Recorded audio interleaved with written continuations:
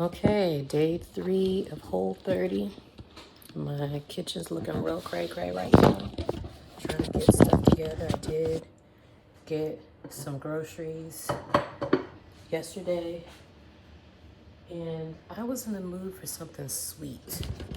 I was in the mood to have something sweet for breakfast as Whole30 compliant, to manage the sugar addiction. So sweet potatoes, raisins, and cranberries sweetened naturally with fruit juice.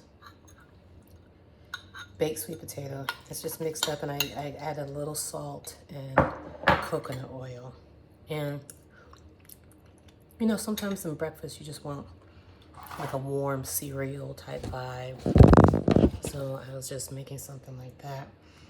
But I got all these like annoying strings in my meal, and I don't like that. So I think I might have to take this up a notch and like do almost like a sweet potato pie preparation where without the sugar, obviously, because I had the baked sweet potato here, and then take like an egg and some almond milk, an unsweetened almond milk that's Whole30 compliant, and blend it with a cake mixer, and then bake it. So, and then maybe I might even put some of the raisins and the cranberry raisins in there too, and put some cinnamon and nutmeg. Almost give it like a, almost like a, it'll almost be like a, almost like a sweet potato flan in a sense, without the alcohol and without the syrup, but that consistency. I'm gonna put them in like little muffin pans, and so then while I have my egg frittata, and then I have my little sweet potato thing. So just I can have like a to-go thing. So I did look up from the Whole30 site that they updated some of the rules and recently, just last year. So very excited about that because now they allow seed oils. And seed oils is in, like I said yesterday, in everything that American cuisine cooks. So I was like, you can barely eat anything. That also makes me believe that now I can have a lot of these cooked nuts. I know peanuts is not on the list, but cooked nuts that were also cooked in the seed oils as well. Because in the past, I've only been able to eat raw nuts in Whole30. And so that's just going to make it way more enjoyable to be able to have seasoned cooked nuts. I know they're not as nutrient dense, but when I go into my raw food cleanse, I will definitely use those raw nuts for that phase. But at least now I can be able to incorporate that.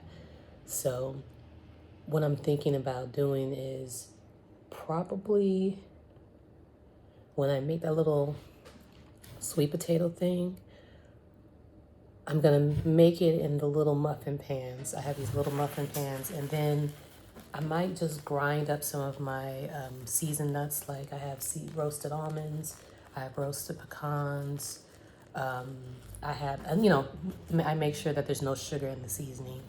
And I think I have sunflower seeds, I have roasted pistachios, and then I can grind that up and make it like a little crust on the bottom of it. So it's almost like I have like a nut crust. So it's almost like my own Whole30 sweet potato pie, kind of with raisins and raisins and cranberry raisins. And I have a few dried cherries sweetened in apple juice too. I can also use. So I know the site has a bunch of recipes that you can make, but for me, often these recipes require kitchen tools I don't have, ingredients I usually can't find, and techniques I'm not familiar with. And I come from the cooking background. It's like, work with what you got. How can I get creative with the things that already are familiar to me that I like, and just make the edits in a way that makes sense? Because if sometimes it feels daunting just to even try to make some of these complicated recipes, because it takes a lot of preparation. So I'm kind of doing it on my own pace, my own capacity. I'm a very busy person, so I'm not a stay-at-home mom. Like I can't spend all day making something from scratch. So I just don't have the time, the energy, or the capacity to do extreme gourmet cooking. And a lot of these nutritional recipes require a lot of preparation, a lot of kitchen tools. I've come across recipes where they're like, oh yeah, now use a cheesecloth to do this, strain this. And I'm like, what the fuck is a cheesecloth? Okay, first I had to look up what a cheesecloth is, what it looks like. And then I'm like, okay, where do I get that? I can't get that in my local grocery store. I gotta go to a specialty store to get some cheese. Where am I going? Where's the where's the specialty cooking supply store? Okay. So it's just like when you're in the middle of a recipe and then they're like, now pull this thing out. I'm like, I ain't got that. You got a substitute I can work with? Can I use a paper towel? No, I can't use a paper towel. Okay, then we don't make the thing because I ain't got a cheesecloth, and I don't know where to buy a cheesecloth. Obviously, I figured out where I could go get a cheesecloth, but that's not the point. It's just, and I did not get one, by the way, and I did not make the recipe. I just quit the recipe because like I'm not gonna go across town to go buy a cheesecloth for this random thing that I don't even know it's gonna taste good after I make it. I know some people are like hardcore cooking people, and this is like they love that journey. But when you're in, well, at least for me, when I'm in these types of diets, I'm trying to just eat. I'm just trying to have food that is palatable, that I like, that I can eat more than once, and that is easy to make again. So, I'm being overcritical because I haven't gone through the 2,000 recipes that they got, but you gotta, I think you had to pay through a subscription to get into all that too. So, I'm just not there yet. Maybe I'll get there one day. I've been doing Whole30 once a year for the last, I'll just say once a year, since 2015. So pretty much, if I haven't done it every year, it's been like almost every other year for the last, almost 9 years. So you're like, well, why are you keep doing it and doing it over and over again? It's because, one, the emotional eating is destroying my body. So like I'll get to this, like I said, I get to this wonderful place, and then I get stressed out and ruin all the good work I've created. So, and then the other thing that I didn't do is that after the 30 days, gently reintroducing stuff. Like I should have actually followed those directions, so that I can permanently eliminate things out of my diet. Usually when I get past the day 30, I'm like, good, now I can eat what I want to eat. And I don't go crazy, but I don't do it mindfully enough. So I'm hoping that doing it differently this time and actually trying to gradually reintroduce stuff so I can be more aware of the inflammation in my body and make some permanent edits will be beneficial. I know that over the last 9 years of doing this, I have introduced ingredients in my kitchen that I have been using consistently, regardless of whether I'm dieting or not. Like ghee. Ghee is now a regular staple in my kitchen. I no longer cook with soybean oil or corn oil or canola oil. Like I've stopped that permanently. I'll use safflower oil. So there are some habits that I have adopted consistently since I've been doing this. So there are some long-term benefits of just what's in my kitchen, what's in my pantry, what's in my diet. But it's now important for me to step it up a notch, to take it further. So yeah. Now, yesterday, I finally did get my mother. Well, I told you about the burner phone, so that's working. But when we spent another 4 or 5, maybe it was 4 hours in the AT&T store again, and they could not do anything. She's completely still locked out of her phone. And I was like, I told the guy, I was like, what happens if someone who has like an injury, a brain injury accident, they lose their memory and they no longer could remember their passwords or anything? Why couldn't they do like face recognition or a fingerprint to be the 2-part notification so that we can prove that this is the person without being completely locked out? She was right there. She with us. She had her driver's license. They know it's her, but because of the 2-way notification, we still couldn't get into any of the accounts. We still couldn't get her a revised SIM card. We couldn't go and follow through on the warranty. We couldn't do anything. And the only suggestion they had left was we just need to start going through a power of attorney for me to be able to be an authorized user on the account to bypass all of this so that I can help her get her phone fixed.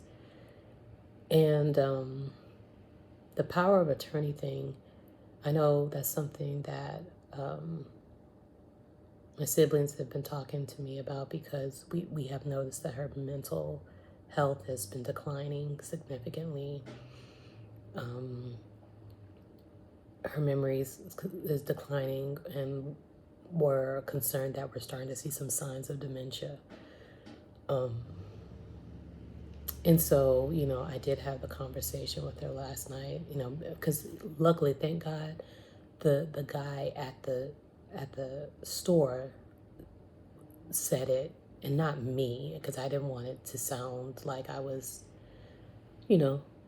conspiring, but literally these are the people suggesting like this is the only way we're going to be able to help you get access to your phone is like through either I take over the account financially and transfer all that over, or get a power of attorney to be able to take over the account that way too. The issue is that I just I didn't want to take over the account because she has created a lot of crazy debt for herself with that. And I'm afraid what that would do to my credit. But if I do the power of attorney, it still could be like, I think it could still be under her name, but I could still help manage it. So,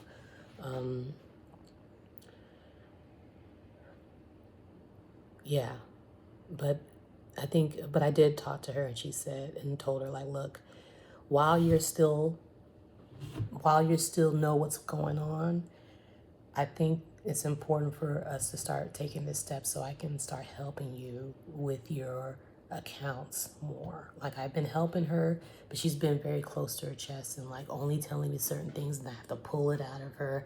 And usually she only tells me when shit is all falling apart. And I'm like, why didn't you tell me you didn't pay this for the last 2 months? I could have helped you then. Instead, she waits until it's about to be turned off.